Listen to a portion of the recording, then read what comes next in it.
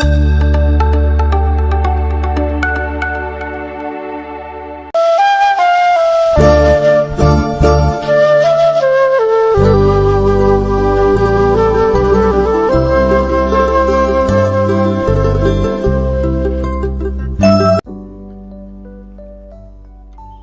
Sobat Sains, perkenalkan saya Nurul Fatima dari Prodi Pendidikan IPA Universitas Negeri Semarang. Nah, pada kesempatan kali ini saya akan memperkenalkan kepada Anda semua tentang kearifan lokal khas Semarang. Nah, salah satu kearifan Kota Semarang itu ada pada makanan khasnya, yaitu wingko babat. Nah, wingko babat ini merupakan makanan ikonik dan sering dijumpai di pusat oleh-oleh baik di dalam kota maupun di luar kota. Nah, dalam proses pembuatan wingko babat terdapat konsep sains dan dapat direkonstruksi secara ilmiah sainsnya. Dan ini merupakan wujud dari etnosains. Nah, etnosains itu apa sih? Nah, etnosains adalah suatu pengetahuan yang asli dari masyarakat dan merupakan bentuk kearifan lokal yang terdapat konsep sains dan dapat direkonstruksikan secara ilmiah. Nah, penasaran bukan bagaimana cara dari pengetahuan masyarakat menjadi rekonstruksi ilmiah?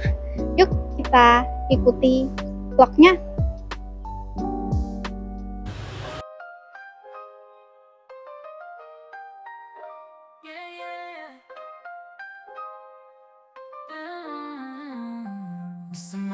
Nah, sekarang kita sudah sampai di rumah produksi wingko babat Budarmo, dan ini adalah selaku owner dari wingko babat Budarmo sendiri. Dengan Pak siapa Pak?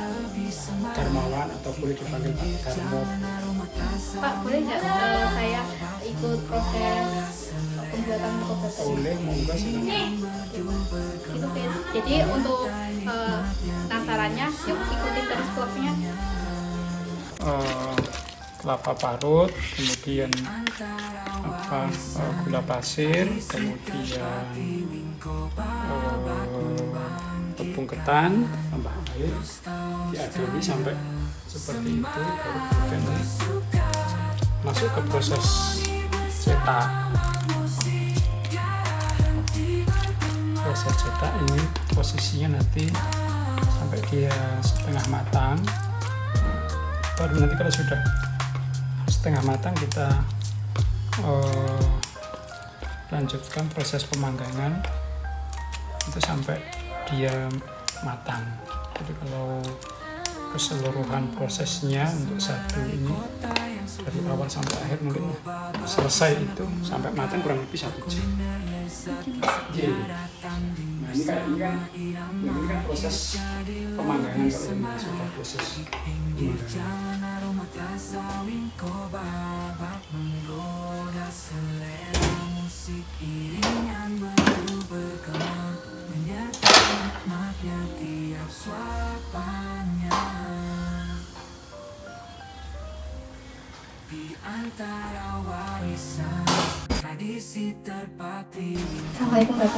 Waalaikumsalam. Ya. Ini benar ownernya wingko babat Budarmo? Ya, benar. Kenalkan ya Pak, nama saya Nurul Fatima dari Pendidikan IPA Universitas Negeri Semarang. Ini saya ingin mewawancarai Bapak untuk keperluan tugas saya, etnosains. Nah, di sini nama Bapak siapa nih Pak? Nama saya Darmawan. Umurnya? Umur 47. 47. Terus pendidikan kakaknya Bapak? Saya S1. Ya.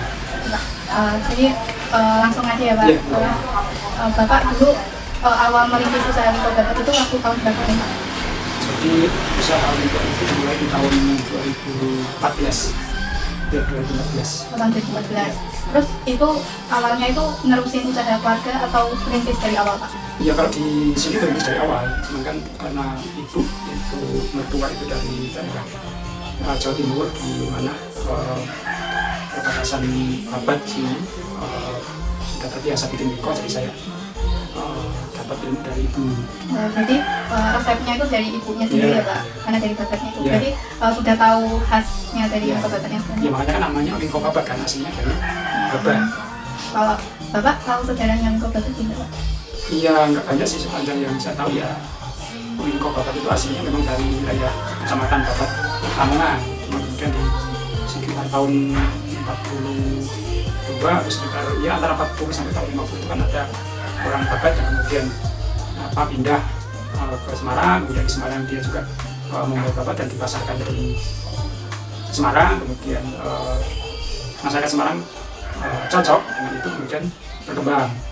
Banyak orang yang kemudian ikut membuat. Jadi kadang-kadang orang salah pengertian, dikiranya Wingko Babat itu aslinya dari Semarang, padahal aslinya dari Babat, Lamongan. Cuma terkenalnya di Semarang. Ya karena mungkin Semarang kotanya lebih besar dibandingkan dengan Babat ya. Jadi mungkin kan secara jumlah konsumen segala macam lebih banyak. Dan mungkin itu aja perbedaan. Kan dulu kan 2014 ya Pak. Iya. Nah dulu waktu awal merintis itu cara mempromosikannya itu gimana Pak yang zaman dulu itu? Iya, kalau waktu itu lebih ke apa ya, teman, kenalan, apa saudara, orang-orang yang kita kenal lah prinsipnya.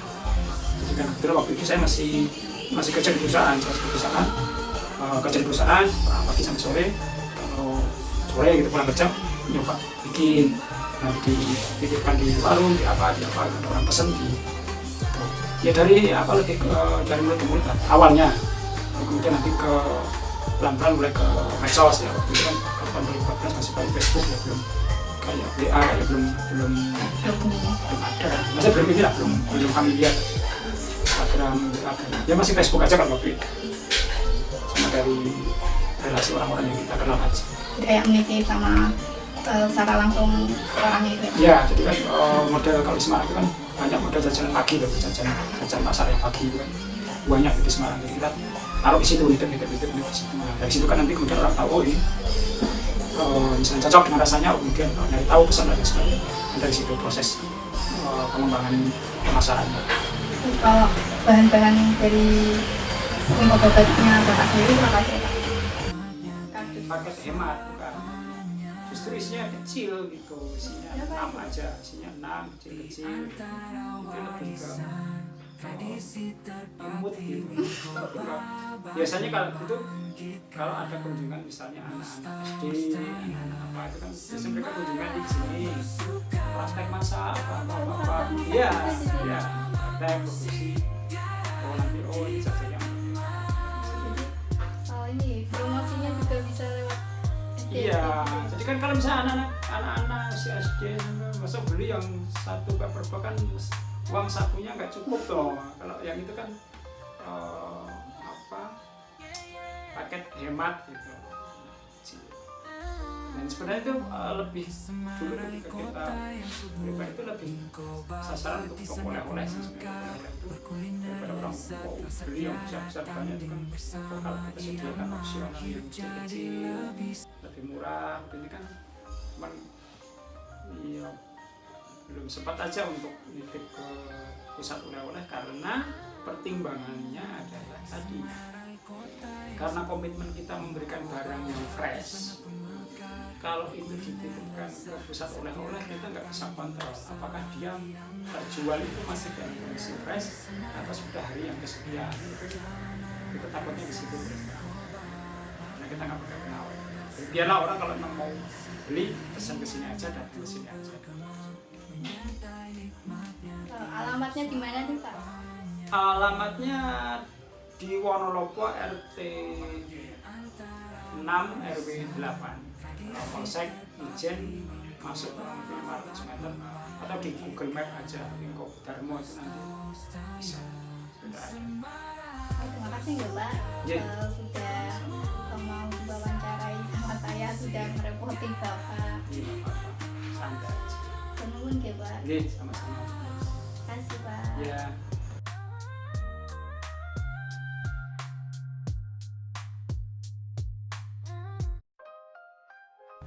Nah, kali ini kita akan merekonstruksi sains ilmiah pada Wingko Babat menggunakan STEM. Nah, jadi kita juga akan tahu juga nih konsep IPA SMP dalam pembuatan Wingko Babat. Nah, yang pertama itu komponen STEM yang sains. Nah, yang pertama itu ada materi perubahan kimia. Perubahan kimia di dalam pengetahuan masyarakat. Wingko Babat ini dipanggang dan akan mengeras. Nah, sains ilmiahnya, wingko babat itu terbuat dari kelapa dan tepung kanji. Nah, tepung kanji ini terdiri dari pati yang merupakan polisakarida kompleks. Pati sendiri juga terdiri dari dua komponen utama, yaitu amilosa dan amilopektin. Nah, dalam prosesnya itu terdapat proses gelatinisasi, yang mana gelatinisasi ini merupakan suatu proses pembentukan gel yang diawali dengan pembekakan granula pati akibat penyerapan air selama pemanasan. Granula pati ini memiliki sifat yang tidak dapat larut dalam air, namun dapat mengembang dan mengeras ketika dipanaskan. Nah, materi yang kedua yang ada di SMP yaitu perpindahan kalor. Dalam pengetahuan masyarakatnya, wingko babat ini dipanaskan menggunakan pemanggang teflon. Nah, dalam sains ilmiahnya, ketika wingko babat ini dipanaskan, wingko itu akan matang. Nah, yang terjadi di dalamnya itu terdapat perpindahan kalor, di mana suhu panas di bagian bawah adonan itu akan naik dan air pada adonan itu yang bersuhu turun itu akan turun. Jadi terjadi naik turun dalam tekanan pada adonan tersebut, sehingga terjadi perputaran dan perpindahan kalor secara konveksi. Nah, kemudian yang ketiga itu ada zat adiktif. Zat adiktif menurut pengetahuan masyarakat, ketika wingko babat ini ditambahkan garam untuk menyeimbangkan rasa. Nah, padahal di dalam sains ilmiah itu garam atau natrium klorida NaCl merupakan zat adiktif yang ditambahkan ke makanan atau minuman untuk memberikan rasa gurih. Nah, zat adiktif makanan ditambahkan dan dicampurkan pada waktu pengolahan makanan untuk memperbaiki tampilan makanan, meningkatkan cita rasa, dan memperkaya kandungan gizi pada wingko babat. Nah, itulah bagian sainsnya. Nah, selanjutnya STEM bagian teknologinya. Jadi di dalam masyarakat sendiri membuat wingko babat menggunakan mesin pemarut kelapa. Jadi mesin pemarut kelapa ini digunakan untuk menghaluskan kelapa supaya gampang dan memiliki ukuran yang seragam. Nah, secara ilmiahnya teknologi penggunaan mesin kelapa ini terdapat gesekan antara permukaan parut dan kelapa yang didorong menciptakan gaya yang cukup besar untuk memarut kelapa menjadi halus. Nah, teknologinya itu dalam menggunakan ini dapat dirancang secara ergonomis dan mudah digunakan. Jadi mesin parut kelapa ini dapat mempercepat dan mempermudah proses parut kelapa dibandingkan dengan cara manual dengan menggunakan parutan tangan secara tradisional. Nah, keamanannya juga, ini juga meminimalisir resiko terluka pada tangan dibandingkan dengan parutan secara manual. Nah, hasilnya juga lebih halus dan seragam dibandingkan dengan parutan tradisional. Nah, selanjutnya akan membahas mengenai STEM bagian engineering. Selanjutnya yaitu bagian engineering. Jadi dalam pembuatan wingko babat ini terdapat teknik khusus pada pemanggangannya, yaitu menggunakan 2 kali pemanggangan, yaitu yang pertama pemanggangan suhu dengan suhu rendah ya, dan yang kedua itu dengan suhu tinggi. Nah, tujuannya itu agar wingko babatnya itu cepat matang. Nah, secara ilmiahnya itu dapat di dalam pemanggangan pertama itu pada suhu rendah dapat memicu proses karamelisasi secara perlahan. Nah, proses ini itu melibatkan dekomposisi gula menjadi senyawa yang lebih kecil, sehingga menghasilkan rasa manis yang kompleks dan warna coklat yang khas pada wingko babat. Nah, yang pada suhu rendah ini juga dapat menghasilkan warna dan rasa yang diinginkan tanpa membakar gula. Nah, yang kedua itu menggunakan suhu tinggi sekitar 200 derajat Celcius itu untuk mempercepat proses karamelisasi dan menghasilkan tekstur renyah pada bagian luar wingko babat. Gitu. Selanjutnya yaitu pembahasan mengenai sains matematika pada STEM. Nah, sekarang menuju sesi terakhir pada STEM yaitu matematiknya. Jadi di matematiknya pada pembuatan wingko babat itu terdapat takaran. Jadi ketika dibuat adonan wingko babat yang utama itu adalah kelapa dan tepung kanjinya itu perbandingannya itu harus 3:1. Jadi kalau sekali produksi kan 20 kilo. Jadi kalau 20 kilo kelapanya itu 15 kilo, sedangkan tepung kanjinya itu 5 kilo, jadi 3:1 begitu. Lalu sekali produksi itu kan menghasilkan 600 pits, jadi satu hari menghasilkan 60 pits, terus dijual dengan harga 3.000 per satu pitsnya. Jadi dalam sehari itu bisa mendapatkan keuntungan kotornya itu 1.800.000. Jadi kalau misalnya dikalikan sebulan 30 hari itu menghasilkan 5.400.000. Jadi memiliki peluang yang besar ya kalau berbisnis wingko babat ini. dan kita juga tahu etnosense dan rekonstruksi secara masyarakat dan ilmiahnya. Jadi itu dari video saya. Terima kasih sudah menonton, dan mohon maaf jika ada kesalahan dalam mempresentasikannya, kurang lebihnya saya minta maaf. Assalamualaikum warahmatullahi wabarakatuh. Nah, jangan lupa subscribe, like, and share ke teman-teman kamu mengenai etnosense minggu babat ini. Oke, dadah semua, sampai jumpa kembali di Etnovlog selanjutnya.